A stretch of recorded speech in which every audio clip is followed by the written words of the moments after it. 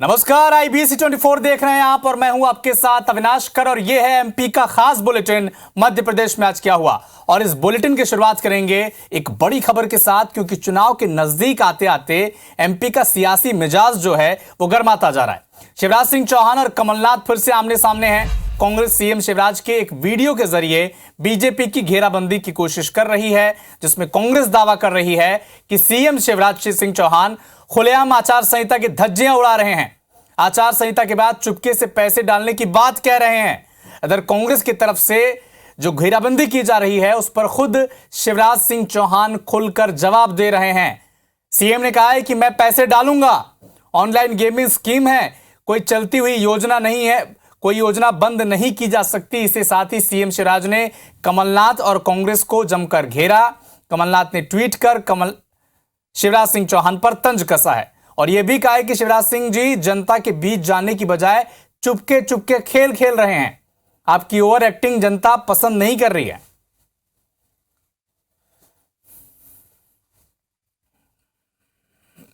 अब लाडली बहना योजना भी बंद करने की तैयारी कर दी, ऐसा लग रहा है मुझे। ट्वीट किए जा रहे हैं, मामा चुपके से पैसा डालेगा, हाँ डालूंगा।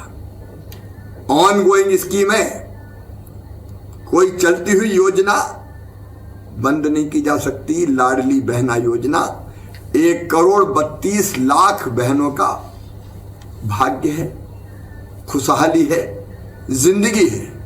पैसे डलेंगे, आपको तकलीफ क्यों हो रही है?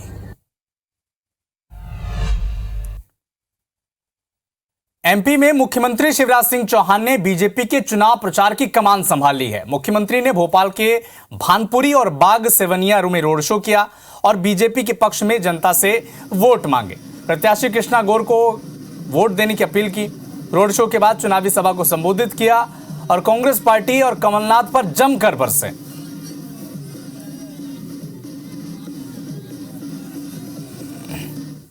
भैया का काम इस मध्य प्रदेश में इस प्रकार का रहा कि बहनों का जीवन बदल कर रख दिया। मैं चाहूंगी कि दोनों हाथ ऊपर उठाकर तालियों की गड़गड़ाहट से अपने लाडले भैया का वंदन करें, अभिनंदन करें। बहन कृष्णा ने आपकी जी जान से सेवा की है, फिर भारतीय जनता पार्टी ने उनको टिकट दिया है।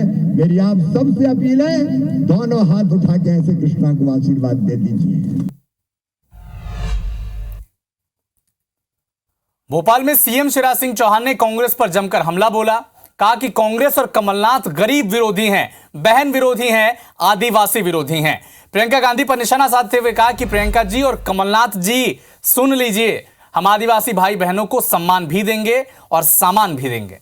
कांग्रेस ने कभी आदिवासियों की चिंता नहीं की, सम्मान नहीं दिया। कांग्रेस और कमलनाथ ने संबल योजना बंद की थी। लगातार ये गंभीर आरोप शिवराज सिंह चौहान ने लगाए हैं और कांग्रेस को बहन, गरीब और आदिवासी विरोधी बता दिया। कांग्रेस ने हमेशा आदिवासियों को अपमानित करने का ही काम किया है। ये कांग्रेस थी जिसने कभी आदिवासी जननायकों को सम्मान नहीं दिया। सुन ले मैडम प्रियंका गांधी जी और कमलनाथ जी, हम सम्मान भी देंगे और सामान भी देंगे।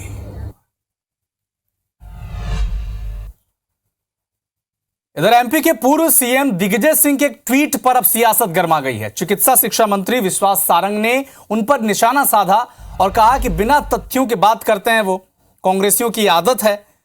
एमपी में आकर प्रियंका गांधी और राहुल गांधी झूठ बोलते हैं, जिस पर पूर्व मंत्री और कांग्रेस के जो विधायक हैं पीसी शर्मा, इन्होंने पलटवार किया है।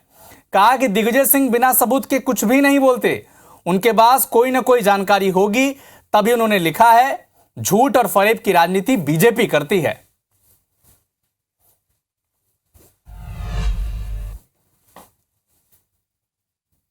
बिना तथ्य के आरोप लगाना ये कांग्रेस के नेताओं की आदत है, क्योंकि जमीन पूरी तरह समाप्त हो गई है मध्य प्रदेश में कांग्रेस के लिए।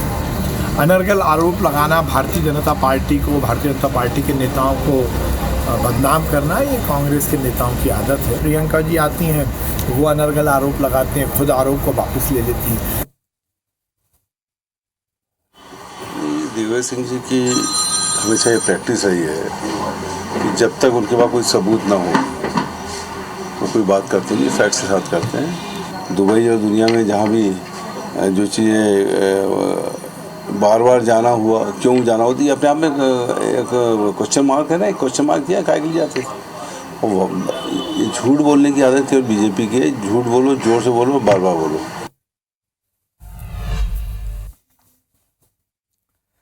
बीजेपी से नरसिंहपुर में जो प्रत्याशी हैं केंद्रीय मंत्री प्रहलाद पटेल और बीजेपी के चुनाव प्रभारी भूपेंद्र यादव वहां पर पहुंचे। सगुन घाट में एक मांझी समाज के कार्यक्रम में शिरकत किया और इस दौरान उन्होंने प्रियंका गांधी के बयानों को लेकर खासकर निशाना साधा। कहा कि देश को जातियों में बांटने की जो नीयत है कांग्रेस की, ये देश को कमजोर करने की कोशिश है।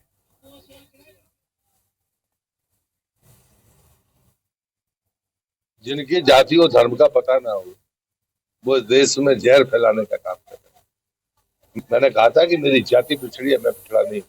ये जातियों में बांटने की जो नीयत है, ये देश को कमजोर करने की कोशिशें हैं और देश इस बात के लिए जाग चुका है और वो समझ भी रहा है। कांग्रेस इस पाप को भी बता कि 70 साल तक हमारे बच्चों को मेडिकल और इंजीनियरिंग की पढ़ाई में क्यों नहीं दिया।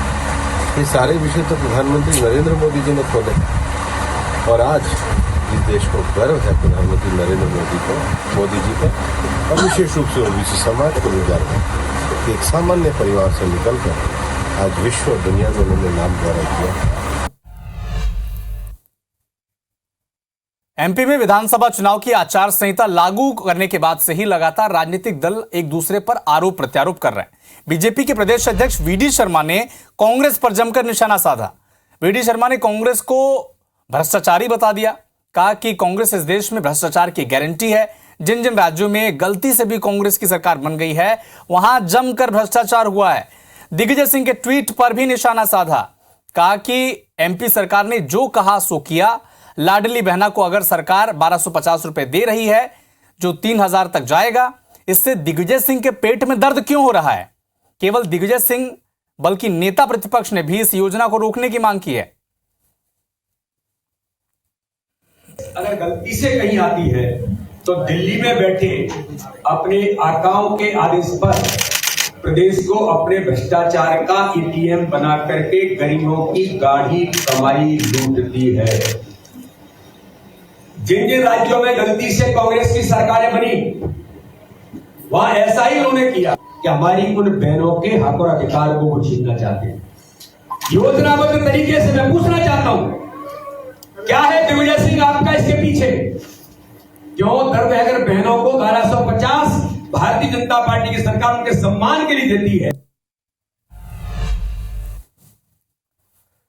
मेहर से विधायक नारायण त्रिपाठी के इस्तीफे से बीजेपी कितनी खफा है, इसका अंदाजा आप लगा सकते हैं जब जबलपुर में बीजेपी के प्रदेश अध्यक्ष वीडी शर्मा का बयान आया। वीडी शर्मा ने कहा कि उनसे सवाल पूछा गया कि नारायण त्रिपाठी तो इस्तीफा दे रहे हैं, तो उन्होंने नारायण त्रिपाठी को पहचानने से ही इनकार कर दिया। वीडी शर्मा ने कहा, कौन नारायण त्रिपाठी, कैसे नारायण त्रिपाठी? वीडी शर्मा ने कहा कि बीजेपी अपनी व्यवस्था से काम कर रही है, जो एक बार फिर से एमपी में सरकार बनाने जा रही है और ऐसे लोगों को हम करारा जवाब देंगे। इस दौरान उन्होंने कांग्रेस महासचिव प्रियंका गांधी पर भी हमला बोला। वीडी शर्मा जबलपुर के संभागीय बीजेपी कार्यालय पहुंचे थे। उन्होंने पार्टी पदाधिकारियों के साथ बैठक भी की। वहां पर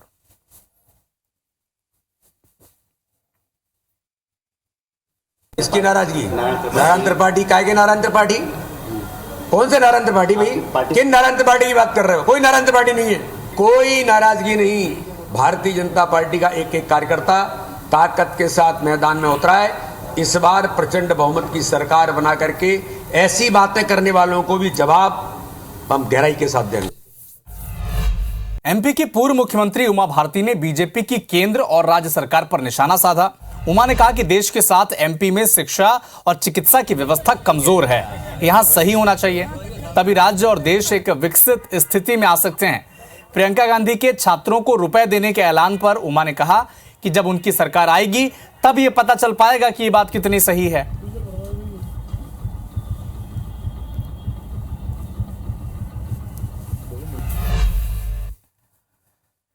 केंद्रीय राज्य मंत्री भानु प्रताप सिंह वर्मा छिंदवाड़ा पहुंचे। इस दौरान उन्होंने कहा कि बीजेपी कार्यकर्ता पूरी ताकत से चुनाव लड़ेगा। कांग्रेस पर निशाना साधते हुए कहा कि कांग्रेस बहुत झूठ बोलती है। जातिगत जनगणना के सवाल पर कहा कि गरीबों को उनका हक मिले, यह जरूरी है।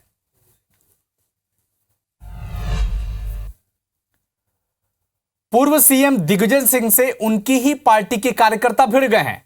हुआ क्या, जब अपनी पसंद के नेता को टिकट देने की मांग की गई और दिग्विजय सिंह ने जब उन्हें समझाने की कोशिश की, तब यह विवाद हुआ। दिग्विजय सिंह ने कहा कि जिसे भी हाथ का सिंबल मिलेगा, जिन्हें भी टिकट मिलेगा, उनका आप समर्थन करिए।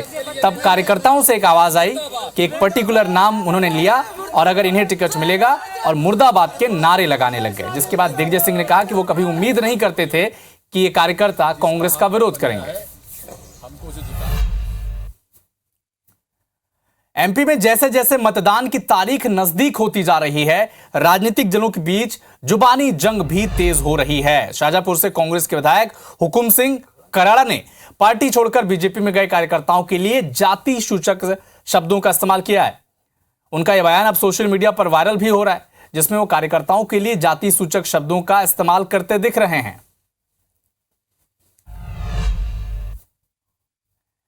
इधर रीवा के जनेह थाना क्षेत्र में स्थित गढ़ी चौकी में जब गजब का बवाल मचा, हजारों की संख्या में इकट्ठा होकर ग्रामीणों ने थाने का घेराव कर दिया और जमकर नाराजगी भी जाहिर की। पुलिस ने भीड़ को शांत कराने के लिए बड़ी मशक्कत करना पड़ा। पुलिस ने रेप के आरोपी को गिरफ्तार किया था और उसी आरोपी को सबक सिखाने के लिए ग्रामीणों ने एकजुट होकर प्रदर्शन किया।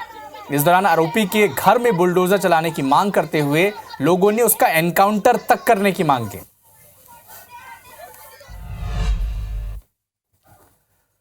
राजधानी भोपाल में दिन दहाड़े 10वीं के छात्र की चाकू मारकर हत्या कर दी गई। 4 आरोपियों ने इस हत्या की वारदात को अंजाम दिया है। वारदात के बाद चारों आरोपी फरार बताए जा रहे हैं। घटना बाग सेवनिया थाना क्षेत्र की है। जानकारी के मुताबिक आरोपियों में 2 नाबालिग भी शामिल हैं और इस वारदात को अंजाम क्यों दिया गया है, इसका पता फिलहाल नहीं चल पाया। फिलहाल पुलिस आरोपियों की तलाश में जुटी हुई है। आरपीएफ ने बड़ी कार्रवाई को अंजाम देते हुए चेकिंग के दौरान कटनी साउथ रेलवे स्टेशन से युवक को हिरासत में लिया है। युवक के पास से सोने के 274 ग्राम बिस्किट बरामद हुए हैं। जब्त किए गए सोने के बिस्किट की अनुमानित कीमत 18 लाख रुपए बताई जा रही है। आरोपी पश्चिम बंगाल का रहने वाला बताया जा रहा है। आरपीएफ ने आयकर विभाग को मामले की जानकारी दी है। पूछताछ के दौरान युवक ने आरपीएफ को बताया कि वो सोने का व्यापार करता है, उसके पास कागजात भी मिले हैं। इधर सतना में आरपीएफ ने एक बड़ी कार्रवाई की है। पुलिस ने एक युवक को हवाला के 46 लाख रुपए के साथ गिरफ्तार किया है। पुलिस ने गोदान एक्सप्रेस से आरोपी को गिरफ्तार किया है और बताया जा रहा है कि आरोपी अभिषेक प्रजापति उज्जैन का रहने वाला है। सतना से एलटीटी हवाला की बड़ी रकम लेकर वो जा रहा था, जिसके बाद आरपीएफ ने आईटी को सूचना दी और अब इस मामले की जांच जारी है।